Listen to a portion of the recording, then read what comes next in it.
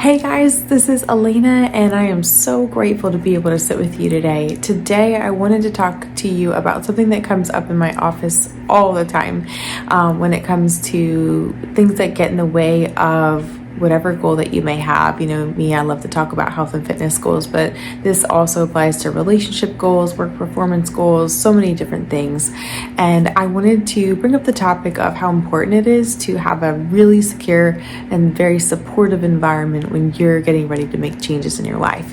So I wanted to talk about 3 different things to really take a hard look at and to discover, how does my success look based on what I've got set up for myself in the areas of how I'm prepared and how well I'm planning, the people I hang out with, and also the places that I'm finding myself in.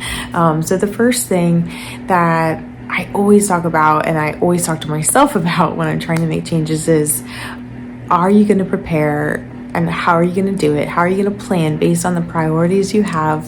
What do you need to do? What chunk of time do you need to take to devote to helping this plan be successful? And the things that come to my mind right away are like food planning, going to the grocery store, actually cooking your food, meal prepping, actually lining up and planning out your workouts for the week, scheduling them in your calendar, making arrangements to be able to make sure that that happens, paying somebody to create a structure to make that happen. There's so many ways to organize your time and plan and be really prepared. One of my favorite examples to share, things that I actually do, is plan a different route home. Like if you're tempted to stop by a specific location for food or a favorite drink, then go a different way home, or make sure that you're doing something else or talking to somebody on the phone or something like that, where you're listening to something inspiring, where you're not even thinking about that thing that you really want. So being really well planned out helps you be successful. Probably my favorite hack for that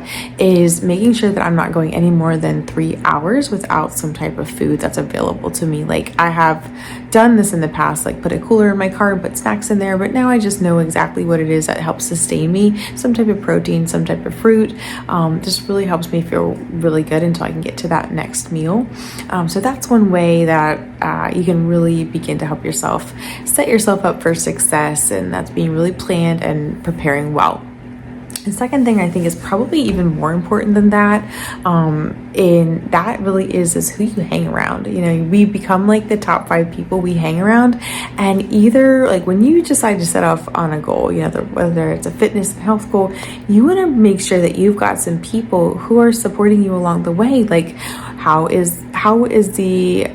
the people in your home responding to the choices that you're making? Are they for you or against you? Are they shoving pizza and ice cream in your face, or are they like giving you your own space in the kitchen? That might be a great idea, is to just take a little space in the kitchen, put your healthy food in there, and just kindly ask them to not offer you different foods, or maybe like leave when they're eating them.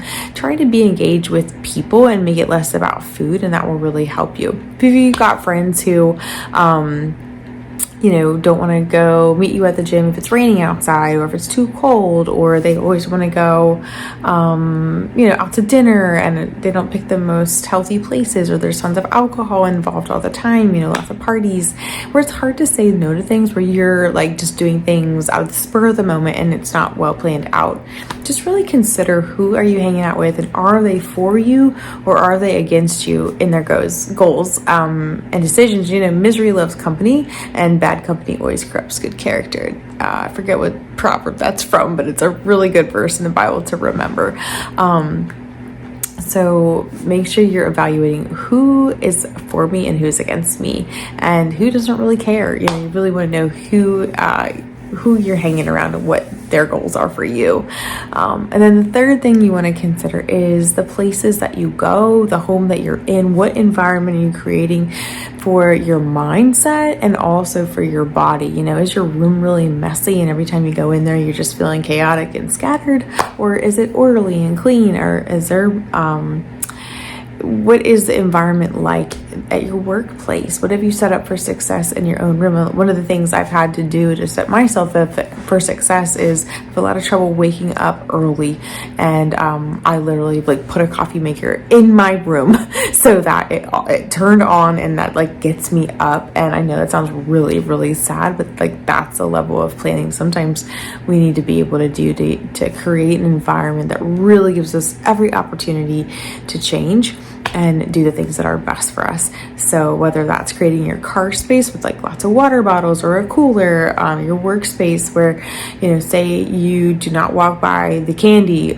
or you take your lunch, but you have a plan to go for a walk, and even social media, you know, we can create environment in our own hearts.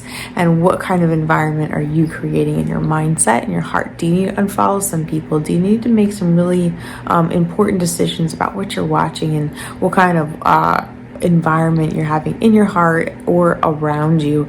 And the last thing I want to say about that is sometimes we don't think about the emotional weather or environment that we're in and how that can really create this emotional eating or shut us down emotionally. So what's the house like? What's your environment like emotionally? Are there people always stressed out around you? Are people being reactionary for everything that happens? Is there a lot of drama in your life that seems to be happening around you all the time? Is life happening to all the people in your life, or are they happening to life? Like, are they being proactive? Are they surviving or thriving? Like, what is the emotional environment of where you are living and where you spend the most time? How stressed out are the people around you? How tense is the room? Are you getting tired out because you really have trouble maybe sleeping because the environment isn't calm? These are some other things to consider that maybe you didn't quite think about. So thank you so much for taking the time to have this conversation with me. This is a conversation I get to have a lot in my office, and I'm constantly having in my own mind and in my own home. You know, how are we planning and preparing for the things that we really care about and the priorities that we have? Who are we hanging around? Are they excited about health and wellness? Are they excited about the goals that we care about? And are they helping us or hurting us? You know, and then thirdly, what kind of environment am I creating in my mind, in my home, where I spend the most time? Where do I go? What places do I go? And what kind of, how is that helping me or hurting me? And what's the emotional weather in the room? And how is that contributing to maybe my impulsive eating or how I'm holding stress? So just a couple things to think about today. I hope this was helpful to you guys, and I hope to be back with more to share about what may be getting in the way of you achieving your goals. Thanks for joining me. Bye.